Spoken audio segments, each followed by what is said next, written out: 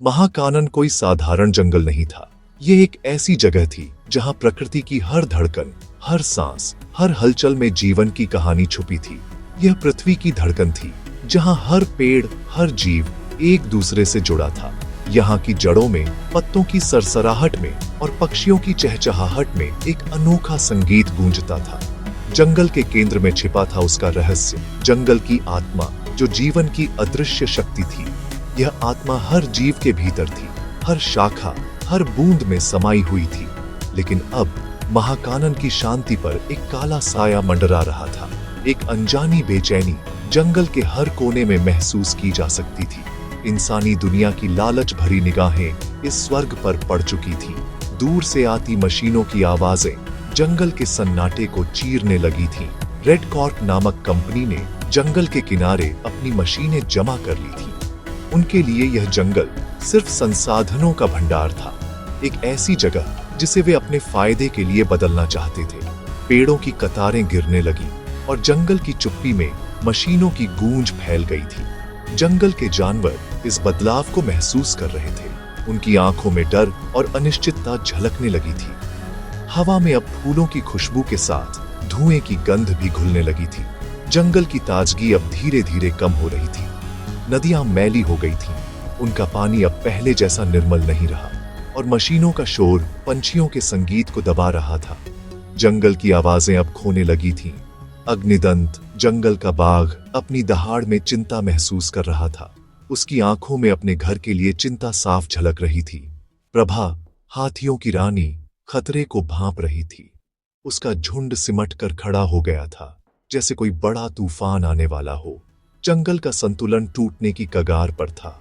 कई जानवर अपने घर छोड़ने को मजबूर हो रहे थे। ये कहानी सिर्फ पेड़ों और जानवरों की नहीं, बल्कि उस नाजुक रिश्ते की है जो प्रकृति और जीवन के बीच होता है।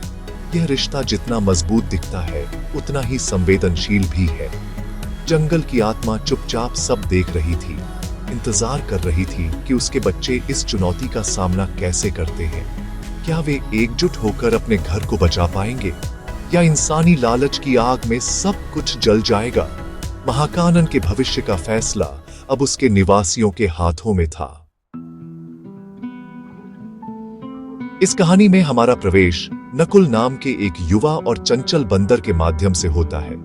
नकुल का जीवन हर दिन नए रोमांच और शरारतों से भरा रहता था और उसकी ऊर्जा से पूरा जंगल गूंज उठता था। उसकी हंसी जंगल के संगीत में एक नया सुर जोड़ती थी। उसकी आवाज से पेड़, पत्ते और पक्षी भी जैसे मुस्कुरा उठते थे। नकुल की सबसे अच्छी दोस्त लूमा थी, एक कोमल हिरण जो हमेशा उसकी हर बात ध्यान से सुनती थी। जहां नकुल शरारती था, वहीं लूमा शांत और समझदार थी। दोनों की सोच अलग थी, लेकिन दिल एक जैसा था। उनकी दोस्ती जंगल में एक मिसाल थी। सभी जानवर उनकी जोड़ी की तारीफ करते नहीं थकते थे। नकुल अक्सर लूमा को ऊंची पहाड़ियों पर ले जाता, जहां से पूरा महाकानन दिखता था। वहां से वे घंटों जंगल की खूबसूरती निहारते। लूमा उसे छिपे हुए कोनों के बारे में बताती, जहां रंग बिरंगे फूल और दुर्लभ पक्षी मिलते थे। नकुल की दोस्ती सिर्फ लूमा तक नहीं थी, वह पूरे जंगल में सबका प्यारा था। वह अग्निदंत बाघ की कहानियां सुनता, जिनमें साहस और जंगल की परंपराएं छुपी होती थीं। प्रभा हाथी के झुंड के साथ खेलता और उनके साथ पानी में छप छप करता, और वायु तोते से खबरें फैलवाता, जिससे जंगल के हर कोने की जानकारी उसे मिलती रहती थी। लेकिन अब नकुल की हंसी में भी चिंता थी। उसके मन में डर घर करने लगा था। उसने देखा कि जंगल के किनारे के पेड़ गायब हो रहे थे और हर दिन हरियाली कम होती जा रही थी। मशीनें धरती को चीर रही थीं और जानवरों का घर उजड़ता जा रहा था। उसका खेल का मैदान अब एक युद्ध का मैदान बनता जा रहा था, जहां मासूमियत की जगह डर ने ले ली थी। नकुल, जो अब तक सिर्फ मस्ती में डूबा रहता था, अब अपने घर और दोस्तों की रक्षा के लिए तैयार हो रहा था। उसके दिल में अब जंगल को बचाने का संकल्प था। एक रात जब पूरा जंगल गहरी नींद में था, महाकानन में कुछ अजीब हुआ। हवा शांत हो गई और हर जानवर ने अपने मन में एक फुसफुसाहट सुनी। जंगल की आत्मा की आवाज। आत्मा की आवाज ने चेतावनी दी, महाकानन का संतुलन खतरे में है। बाहर से एक लालच की आंधी आ रही है। अगर तुम सब ने मिलकर इसे नहीं बचाया, तो जंगल मर जाएगा। हर जानवर ने उस भयानक भविष्य की झलक देखी। सूखे पेड़, मृत जानवर, वीरान जंगल। अग्निदंत बेचैन था। प्रभा अपने झुंड को समझा रही थी। नकुल और लूमा डरे हुए थे। वायु ने संदेश पूरे जंगल में फैला दिया। इस रात के बाद महाकानन पहले जैसा नहीं रहा। जानवरों के बीच एकता अब पहले से ज्यादा जरूरी हो गई थी। आत्मा की चेतावनी ने उन्हें एकजुट होने का मौका दिया। अब सवाल था, क्या वे खतरे का सामना करने के लिए तैयार होंगे? जंगल की आत्मा की चेतावनी के कुछ ही दिनों बाद वह भयानक दिन आ गया। आसमान में बादल घिर आए थे और जंगल की हरियाली पर एक अजीब सा सन्नाटा छा गया था। रेड कॉर्प की मशीनें जंगल में घुस आईं, पेड़ों को बेरहमी से उखाड़ने लगी। लोहे के पंजों की आवाज दूर दूर तक गूंज रही थी। हर गिरते पेड़ के साथ जंगल का एक हिस्सा मर रहा था। पुराने पेड़ जिनमें कई पीढ़ियों की यादें थीं, एक एक कर धराशायी हो रहे थे। हवा में धुएं और जलते तेल की गंध भर गई थी। सांस लेना भी मुश्किल हो गया था और हर जीव बेचैन था।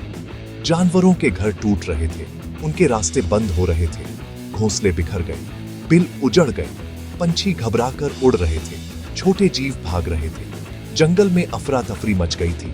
हर कोई अपनी जान बचाने की कोशिश कर रहा था। नदी का पानी गंदा हो गया था, मछलियां तड़प रही थीं। साफ पानी अब सिर्फ एक सपना बन गया था। जंगल का दर्द अब एक जीती जागती हकीकत बन चुका था। हर तरफ बर्बादी के निशान थे और सन्नाटा गहरा होता जा रहा था। लूमा जैसे कोमल जीव डर के साए में जी रहे थे। उनकी मासूम आंखों में डर और असहायता साफ झलक रही थी। नकुल का खेल का मैदान अब खतरनाक जगह बन गया था। जहां कभी हंसी गूंजती थी, अब वहां सिर्फ खतरा था। अग्निदंत गुस्से से भर गया, लेकिन प्रभा ने उसे रोका। गुस्से में उठाया गया कदम घातक हो सकता था। जंगल के नेता भी असमंजस में थे। यह संघर्ष सिर्फ जमीन का नहीं, बल्कि दो सोचों का टकराव था। एक जो प्रकृति के साथ जीना चाहती थी और दूसरी जो उसे जीतना चाहती थी। जंगल की आत्मा अब इंसानों की अगली चाल का इंतजार कर रही थी। विनाश के बीच प्रभा ने एक पुरानी किंवदंती याद की, प्राण वृक्ष की, जो जंगल की आत्मा का भौतिक रूप था। परिषद में प्रभा ने यह कहानी सुनाई। कुछ ने इसे कहानी मानकर खारिज किया, लेकिन नकुल और लूमा को उम्मीद की किरण दिखी। वायु ने भी ऐसी ही कहानी सुनी थी, एक छिपी गुफा और चमकते पेड़ की। तय हुआ कि नकुल, लूमा और वायु प्राण वृक्ष की खोज में निकलेंगे। उनका मिशन था महाकानन के अनछुए हिस्सों में जाना और उस प्राचीन गुफा को खोजना। यह यात्रा कांटों, खाइयों और अनजान खतरों से भरी थी, लेकिन उनके दिलों में अपने घर को बचाने का जज्बा था। उनकी यह यात्रा सिर्फ एक पेड़ की खोज नहीं, बल्कि दोस्ती, साहस और विश्वास की परीक्षा थी। कई दिनों की कठिन यात्रा के बाद तीनों उस विशाल झरने के पीछे छिपी गुफा में पहुंचे। अंदर नीले हरे क्रिस्टल चमक रहे थे। हवा में रहस्यमयी ऊर्जा थी। गुफा के केंद्र में था प्राण वृक्ष, सुनहरी रोशनी से चमकता, इंद्रधनुषी पत्तों वाला। नकुल, लूमा और वायु उसकी दिव्यता में खो गए। उन्हें एहसास हुआ किंवदंतियां सच थीं। तभी जंगल की आत्मा ने उनसे बात की। प्राण वृक्ष हम सबका जीवन स्रोत है। इंसान इसे काटना चाहते हैं। अगर ऐसा हुआ तो जंगल मर जाएगा। आत्मा ने कहा, तुम्हें उन्हें रोकना होगा, लेकिन हिंसा से नहीं, एकता और साहस से। अब उनका मिशन स्पष्ट था, सभी जानवरों को एकजुट करना और प्राण वृक्ष की रक्षा के लिए योजना बनाना। आत्मा ने बताया, प्राण वृक्ष की असली शक्ति तभी प्रकट होगी जब सभी जीव एक साथ खड़े होंगे। वायु ने खबर पूरे जंगल में फैला दी, लेकिन रेड कॉर्प भी प्राण वृक्ष की ओर बढ़ रहा था। अग्निदंत ने सभी जानवरों को इकट्ठा किया। आज हम सब महाकानन के सैनिक हैं। जानवरों ने मिलकर रक्षा रणनीति बनाई। हाथियों ने घेरा बनाया, बंदरों ने जाल तैयार किया, भालुओं ने खाइयां खोदी। बाघ सबसे आगे थे। मशीनें पहुंची, युद्ध छिड़ गया। हाथी मशीनों को धकेल रहे थे, बंदर ऊपर से हमला कर रहे थे। लूमा घायल हो गई, नकुल का दिल टूट गया। रेड कॉर्प का लीडर अग्निदंत पर हमला करने बढ़ा। इंसानी तकनीक भारी पड़ रही थी, जानवर थकने लगे थे। प्राण वृक्ष खतरे में था। नकुल ने प्राण वृक्ष की ओर देखा। और मदद के लिए पुकारा। यह पूरे जंगल की आत्मा की गुहार थी। उम्मीदें खत्म होती दिख रही थीं, लेकिन एक चमत्कार होने वाला था। जैसे ही आरी प्राण वृक्ष को छूने वाली थी, पेड़ से सुनहरी रोशनी निकली। जंगल की आत्मा प्रकाश और पत्तों की दिव्य आकृति में प्रकट हुई। आत्मा की शक्ति से प्राण वृक्ष की जड़ें मशीनों को जकड़ने लगीं, पेड़ फिर से खड़े होने लगे, नदियां साफ हो गईं। आत्मा ने लूमा और घायल जानवरों को ठीक कर दिया। यह प्रकृति की पुनर्स्थापना थी, हिंसा नहीं। इंसान कांप उठे। उन्होंने पहली बार महसूस किया कि वे एक जीवित सत्ता से लड़ रहे थे।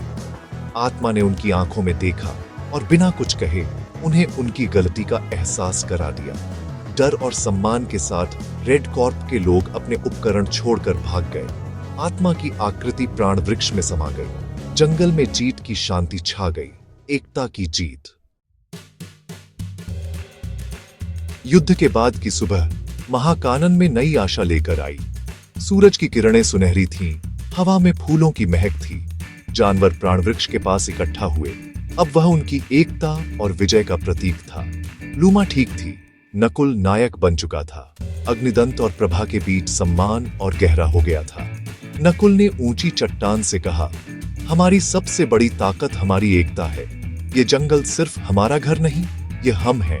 उन्होंने सीखा, प्रकृति के साथ चलना जरूरी है, उसके विरुद्ध नहीं। कहानी का अंत महाकानन में शांति की स्थापना के साथ होता है, लेकिन एक महत्वपूर्ण सीख के साथ।